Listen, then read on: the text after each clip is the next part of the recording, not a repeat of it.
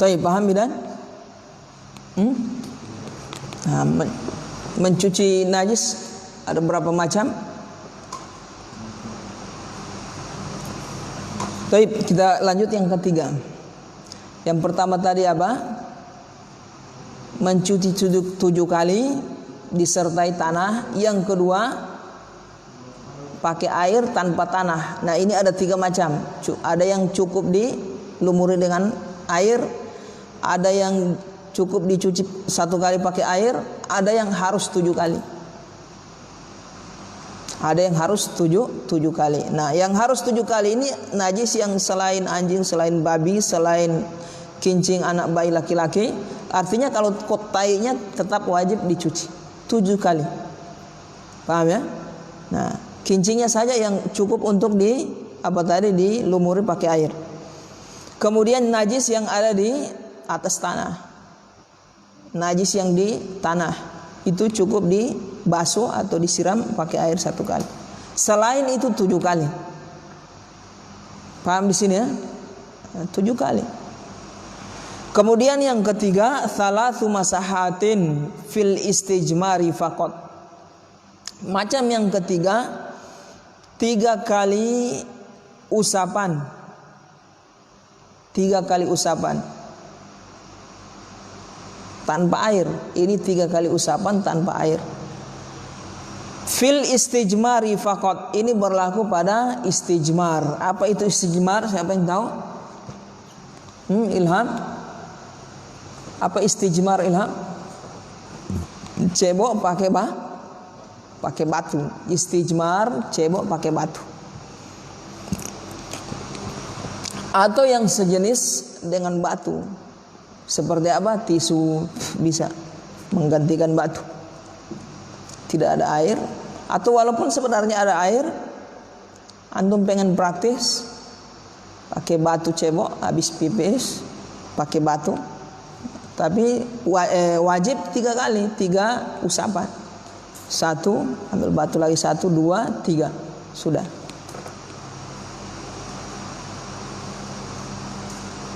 Paham dan? Itu istijmar namanya. Atau yang pengganti batu, yang sejenis dengan batu misalnya. Artinya bisa menyerap dan menghilangkan najis itu. Seperti apa? Tisu. Yang dimaksud tisu ini tisu kering, bukan tisu basah. Tisu kering. Walaupun ada bekas-bekasnya. Ya, antum sudah lap, sudah usap 3 kali, masih ada bekasnya misalnya. Ya, itu tidak ada masalah, dimaafkan. Ya, dimaafkan. Jadi istijmar itu wajib 3 kali apa? Usap. 3 kali usap. Pakai batu tadi atau yang bisa menggantikan batu. Jadi berapa cara membersihkan najis? Ada 3. Yang pertama 7 kali basuhan, diawali dengan tanah, yaitu pada najis babi dan anjing. Kemudian yang kedua dengan air tanpa tanah, air. Ada yang 7 kali, ada yang 1 kali, ada yang cukup dilumuri dengan air. Paham? Ada yang 7 kali, ada yang 1 kali, yaitu najis tanah, ada yang cukup dilumuri. Ini najis kincing anak bayi laki-laki yang belum makan. Berarti selain itu wajib dicuci 7 kali. Kemudian yang ketiga, membersihkan najis dengan cara diusap. Usap 3 kali. Ini berlaku pada istijmar. Selain istijmar tidak boleh. Misalnya najis kena di tangan, antum pengen pakai batu, pakai tisu, tidak boleh, tidak sah. Paham ya? Nah, tidak sah. Paham di sini? Walaupun najisnya hilang, antum lihat hilang tetap tidak sah. Wajib antum cuci pakai air, karena air ini satu-satunya alat yang memang Allah ciptakan untuk bisa menghilangkan najis, dan memang itu yang sah. Allah mengatakan dalam Al-Quran, wa nunazzilu alaikum minas sama'i ma'an tahuran ma'an liutahhirakum bih. Allah menurunkan atau kami menurunkan air dari langit tahuron, yaitu air yang suci, liutahhirakum bih, agar kalian bisa mensucikan diri dengan air. Nah, ini diambil istinbat oleh para ulama bahwasanya yang bisa menghilangkan najis dan mengangkat hadas hanya air. Selain air tidak sah, tidak boleh. Jadi tidak boleh antum kasih hilang najis sekedar usap gitu. Usap pakai batu. Kecuali yang dikecualikan nanti itu sebutkan istijmar tadi itu. Tapi istijmar ini ada syarat-syaratnya yang harus dipenuhi. Tidak boleh pakai batu, tidak pakai tanah, tidak boleh. Pakai apalagi pakai tisu. Dia harus pakai air. Karena air satu-satunya alat untuk membersihkan najis dan menghilangkan hadas. Paham di sini? Nah, tayamum gimana Ustaz, orang tayamum pakai tanah? Kita katakan tidak mengangkat hadas. Tayamum itu tidak mengangkat hadas, cuma membolehkan kita untuk bisa sholat. Antum tidak ada air, masuk untuk sholat tidak ada air. Tengok kiri cari, pokoknya cari satu kampung tidak ada air, ya kan? Pergi ke Bongga, Kiring, tidak ada air. Di sungai kering, tidak ada air. Masuk waktu, apa yang antum bikin? Apa yang antum lakukan? Tayamum, pakai tanah. Nah, tayamum yang antum lakukan ini apa mengangkat hadas? Mengangkat hadas? Tidak mengangkat hadas, cuma membolehkan antum untuk bisa sholat saja. Makanya kalau ada air batal tayamum. Sementara antum sholat dengan tayamum antum, tiba-tiba orang datang, air sudah ada, bisa antum meneruskan sholat? Tidak boleh, batal. Antum batalkan sholat, harus wudu pakai air. Nah, ini menunjukkan bahwasanya selain air tidak bisa mengangkat hadas dan tidak bisa juga menghilangkan najis, kecuali yang dikecualikan seperti apa tadi, istijmar yang pakai batu itu. Itu pun khusus pada najis yang keluar dari dua jalan. Istijmar itu sah hanya pada najis yang keluar dari dua jalan, kubul dan dubur, kemaluan depan dan belakang. Paham ini maksudnya? Nah, tidak usah disebut kubul dan dubur. Selain itu tidak boleh, tidak sah. Paham? Nah, jadi kalau tayyib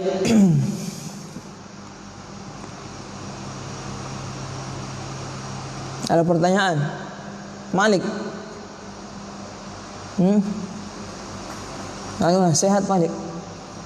Ya, alhamdulillah sehat. Kalau hadir di majelis berarti sehat itu insyaallah. Yang tidak hadir berarti sakit. Boleh begitu? Boleh. Yang hadir di majelis sehat. Karena saya rasa habis maghrib itu hampir bisa dikatakan tidak ada aktivitas lagi orang habis maghrib. Kalau kajiannya pagi, siang masih banyak aktivitas kantor macam-macam, kerja, buka toko. Tapi habis maghrib sambil menunggu isya, bayangkan. Nah, berarti sakit. Orang yang seperti ini tidak hadir di majelis sakit. Ketahuilah ikhwan, perkara yang sangat berharga, sangat bermanfaat atau berharga dari karunia Allah Subhanahu wa taala setelah Dia memberikan kita hidayah mengenal sunnah, hidayah hijrah ke manhaj salaf, adalah melazimi majelis ilmu. Melazimi majelis ilmu. Kalau yang sudah dapat hidayah banyak sudah, tapi yang melazimi majelis ilmu, cara paham di sini? Di antara yang melazimi majelis ilmu lagi, yang serius lagi di antara mereka ini. Jadi dari terpilih, di antara yang terpilih dan seterusnya. Ini bersyukur kita. Iya. Nah, berusaha ya ikhwan. Walaupun kesibukan, sibuk sekedar yang bisa ditinggalkan, tinggalkan antum datang majelis. Iya. Iya ilham. Ini ilham, hadir. Dan setelah nikah ilham, setelah nikah jangan sampai antum meninggalkan majelis. Itu nasihat saya. Jangan sampai antum meninggalkan majelis. Wallahi berkah. Hidup antum berkah selama antum masih melajim. Iya. Dan nasihat saya juga bagi para pengurus kajian, ya. Ini harusnya mereka ini apa? Jadi contoh. Iya kan? Di garda terdepan mereka beri contoh kepada yang lain, bukan mereka yang di belakang. Iya. Di peperangan biasa di belakang apa? Pasukannya suruh maju terus dia tidak maju. Ini contoh yang tidak baik. Taib wallahi berkah. Insyaallah ini insyaallah akan membantu apa? Meringankan beban keluarga antum, hidup antum. Ada masalah apa? Meringankan. Termasuk zikir ini. Ya, makanya kata Allah, udhkuruni azkurkum. Ingatlah aku akan mengingat kalian. Duduk di majelis ilmu dalam rangka apa? Zikir kepada Allah, ingat kepada Allah. Antum ada masalah misalnya dalam keluarga, dalam apa, kesusahan, Allah bantu. Ya kan? Tapi kalau ini antum tinggalkan, ya kan? Tidak mau habis sholat, tidak mau berzikir kepada Allah, sudah tidak hadir di majelis ilmu, ya kan? Kadang orang seperti ini tersibukkan dengan hal lain yang tidak bermanfaat. Kita lihat main game, ya kan? Ini apa ini? Tidak bermanfaat. Kasihan. Ini orang seperti ini menyesal di akhirat. Orang yang berbuat baik saja menyesal. Kenapa tidak memperbanyak lagi? Apalagi yang banyak menyia-nyiakan waktunya. Wallahi, ini sambut ini hidayah dari Allah, berkah, diberikan hidayah oleh Allah, ringan. Ada majelis tidak hadir.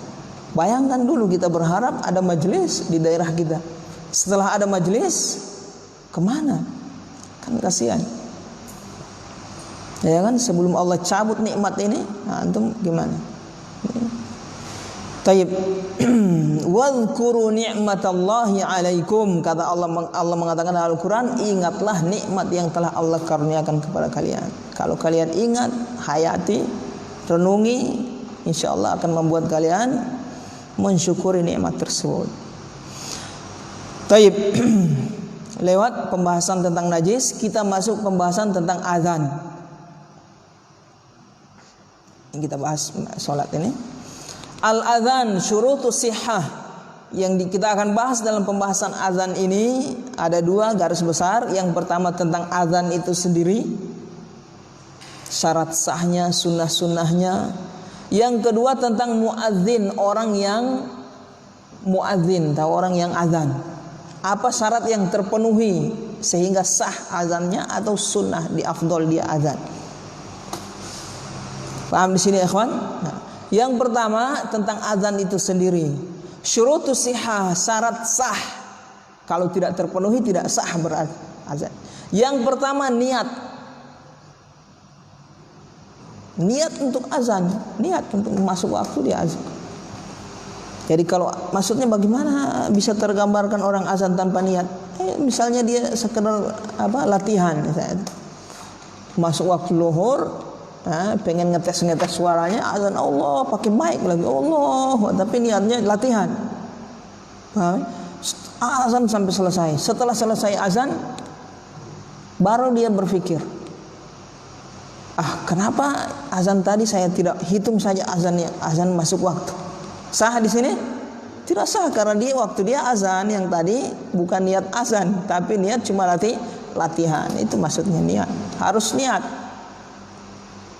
Paham di sini? Nah, berarti orang gila di sini gugur. Ada orang gila azan, masuk masjid, Allahu Akbar, orang gila. Setelah di azan, fasih azan sampai selesai. Sah? Tidak sah. Tidak ada niat, orang gila. Iya, orang gila, tidak sah. Atau yang azan anak yang umur berapa? Di bawah dari 7 tahun. Ghairu mumayyiz. Anak yang di bawah dari 7 tahun tidak boleh azan dia, tidak sah azannya. Paham ini? Karena dia ghairu mumayyiz, beda yang 7 tahun ke atas. Taib. Kemudian yang berikutnya al-muwalat. Al-muwalah. Muwalah artinya berkesinambungan. Lafaz tersebut terus dia baca. Asyhadu Allahu akbar, Allahu akbar, Allahu akbar, Allahu akbar, dan seterusnya. Allahu akbar, Allahu akbar, Allahu akbar, Allahu akbar, terus berhenti, datang situ ngobrol sama teman-temannya. Ngobrol, minum kopi apa. Setelah itu lanjut lagi, asyhadu anna Muhammad, bisa? Tidak sah, tidak boleh. Ini namanya mualat. Mualat berkesinambungan terus menerus, jangan terputus. Habis azan kebelat mau pipis, akhirnya baru asyhadu anna Muhammadar Rasulullah, dia berhentikan, buang air, balik lagi, bisa dia sambung? Tidak sah, dia harus ulang dari awal. Ini maksudnya mualah. Kemudian syarat yang ketiga tertib. Tertib, apa artinya tertib? Tersusun lafaz yang tadi itu. Tidak bisa dia putar-putar. Langsung hayya 'alal falah yang pertama. Yang kedua asyhadu anna Muhammad, bisa dia putar-putar? Gonta-ganti? Tidak berurutan, tidak sah. Paham ini? Jadi syaratnya tertib. Lafaz tadi itu seperti yang kita dengar-dengar itu sudah tidak bisa diputar-putar. Kemudian yang syarat yang keempat, kauluhu bisighatil waridati. Lafaz yang disebutkan tadi yang dikumandangkan oleh muadzin adalah sighah yang sah. Sighah yang memang ada, yang warid dalam hadis, yang disebutkan dalam hadis. Yang kita dengar-dengar ini, ya, ini salah satunya. Ada lagi lafaz yang lain. Paham ya? Ada sighah tarji' nanti. Ada diulang sampai 4 kali syahadatnya.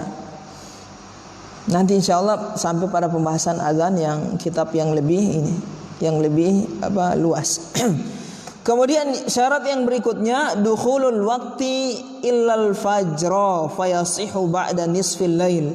Masuk waktu kecuali sholat fajar pada saat fajar.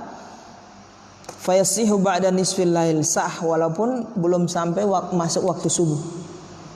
Jadi syaratnya apa? Masuk waktu. Antum azan baru jam 9 mau azan zuhur. Sah? Tidak sah ya ikhwan. Baru jam setengah 3 udah mau azan asar. Sah? Tidak sah. Saya masuk waktu. Syaratnya masuk waktu baru sah. Paham di sini? Kecuali azan fajar. Azan fajar maksudnya apa sih ini? Azan yang pertama maksudnya. Yang sunnah itu azan kalau malam, azannya 2 kali untuk fajar itu. Azan sebelum masuk fajar dan azan setelah masuk fajar.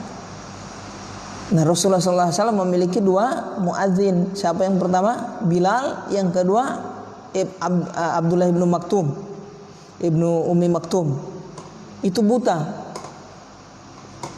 Paham di sini? Itu buta. Ada yang tugasnya azan sebelum masuk fajar, azan tengah malam. Itu biasa fungsinya apa? Membangunkan orang yang untuk sholat malam dan untuk berjaga-jaga mau masuk fajar. Mungkin mau bangun, mau makan sahur, ya. Inilah yang dimaksud dalam hadis. Kalau itu hadisnya sahih, jangan kalian membuang atau siapa yang mendengar azan, ya, sementara makan sahur dia mendengar azan, hendaknya dia makan, ya kan? Suruh telan kan? Maksudnya itu azan yang pertama sebelum masuk fajar. Bukan sudah azan fajar subuh masih di mulut antum telan, ya tidak sah. Iya. Bukan itu yang dimaksud di situ hadis itu, suruh telan walaupun sudah azan, maksudnya azan yang belum masuk waktu fajar, azan yang pertama. Untuk azan yang sholat malam itu. Di sini belum ada ya praktek itu ya. Azan tengah malam ya, azan jam biasa kalau kita di pondok dulu jam 2:30. 2:30 azan.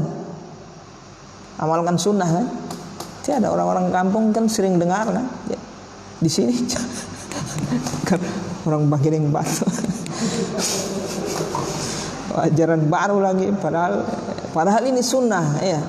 Azan jelas hadisnya. Sunnah azan jam 2, 2:30 atau jam 3 itu membangunkan orang untuk sholat malam atau ingin makan sahur. Ya, ini yang sunnah daripada putar pengajian, putar solawat ini, solawat itu. Yang disyariatkan adalah apa? Azan. Kalau ini yang diamalkan oleh orang, masya Allah sunnah dapat pahala berkah. Orang yang mengamalkan sunnah berkah, keberkahan bersama sunnah.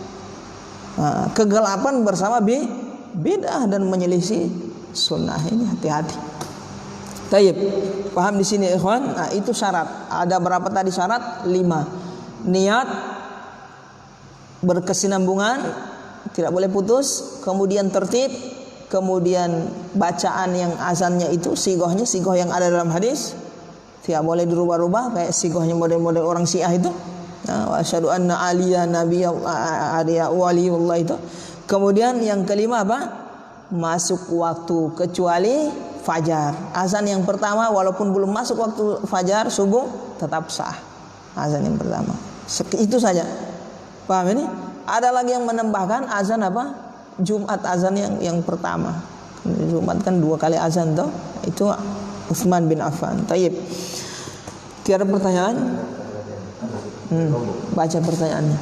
Assalamualaikum Ustaz. Waalaikumsalam. Apakah air liur yang jatuh mengenai baju kita harus dicuci? Dan kedua, apakah boleh membuka mushaf dengan membasahkan telunjuk pakai air liur? Barakallahu fiik dari Lombok. Tayyib, siapa namanya? Nah, ada penanya ya, saudara kita Ilyas dari Lombok bertanya. Yang pertama apa tadi? liur jatuh baju. Liur tidak najis. Yang najis adalah muntah. Liur tidak najis walaupun 1 ember misalnya keluar liurnya itu tidak najis. Liur tidak najis. Kemudian yang kedua apa? Apakah boleh membuka mushaf dengan membasahkan telunjuk? Membuka mushaf itu dibahas oleh para ulama terdahulu, termasuk bentuk penghinaan terhadap mushaf. Kasih basah kemudian ini. Tapi saya lihat fatwa dari Syekh bin Baz rahimahullahu taala, kalau kata beliau kalau memang butuh dibasahkan supaya bisa terbuka tidak ada masalah. Misalnya antum mau buka mushaf lengket, iya. Nah, gimana cara antum? Antum basahin dengan tujuannya untuk itu tidak ada masalah. Paham di sini? Nah, tapi kalau aman saja dibuka kemudian pakai liur untuk apa? Bikin busuk kan? Bikin busuk. Iya, kasihan. Nanti itu kalau mushafnya sendiri tidak ada masalah. Yang jadi masalah mushaf itu digunakan orang lain, mushaf umum kan kasihan orang lain kena liur nanti. Baunya lumayan itu. Taib. Apalagi yang ketiga? Jadi kalau memang butuh kita buka dengan liur, kalau memang lengket ya tidak ada masalah. Hah? Cincin bayi laki-laki yang belum makan cukup dilumuri air, tahu lumuri. Lumuri air, ambil air, basahi air area yang kena najis sudah. Jadi tidak mesti harus diperas, dicuci. Lumuri. Taib, tidak ada pertanyaan lagi? Ya, Ilham. Nah, Ilham dulu. Nah, silahkan Ilham.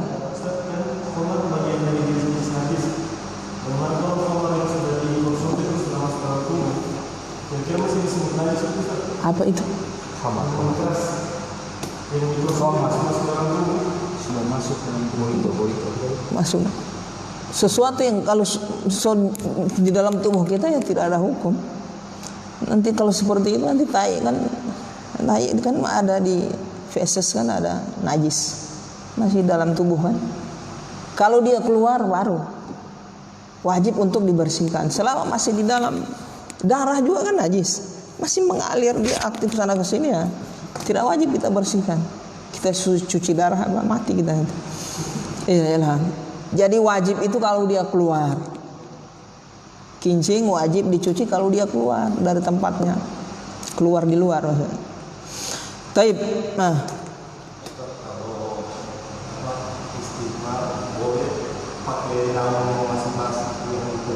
istijmar tidak daun, istijmar pakai daun tidak boleh, tidak boleh. Baik daun yang basah maupun yang kering tidak boleh, tidak boleh, tidak sah. Kayu juga kayu.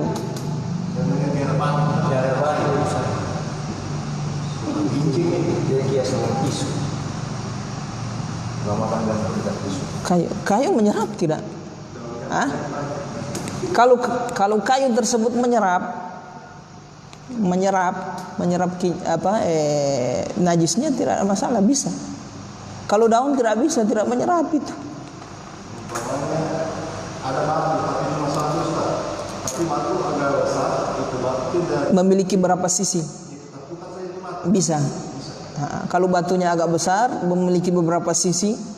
Sisi pertama, antum pindah sisi kedua, sisi ketiga, bisa sah. Kalau daun tidak boleh, daun tidak sah, tidak sah. Sebab walaupun tidak ada air sebenarnya, istijmar itu walaupun tidak ada air, antum pakai sah. Paham ini? Beda dengan tayamum. Kalau tayamum syarat sahnya harus tiada air atau tidak bisa menggunakan air. Kalau istijmar tidak mesti tidak ada air, biar ada air. Tapi lebih afdal pakai air. Paham ini? Ada air, antum pengen istijmar, pengen tes saya pengen habis pipis, ada batu, antum mengamalkan sunnah sekali dua kali ya bisa. Iya. Terus juga tidak ada masalah. Taib. Sudah masuk waktu? Iya. Taib, kita akhirkan ya ikhwan, mudah-mudahan bermanfaat, mudah-mudahan dosa-dosa kita diampuni ya ikhwan. Yang memohonkan ampun kita siapa ini? Malaikat dan hewan-hewan. Ya, ada pertanyaan lagi ya. Dari Farhan Bagas. Apakah muntah itu najis? Iya, muntah najis. Sudah lewat pembahasan pertemuan kemarin. Tadi kita sebutkan muntah itu najis. Kecuali muntah anak bayi yang belum makan. Bayi yang belum makan. Bayi laki-laki belum makan. Itu cara membersihkannya cukup air, dilumuri pakai air begitu. Muntah najis, masuk najis. Taib. Subhanaka bihamdika asyhadu an la ilaha illa anta astaghfiruka wa atubu ilaik.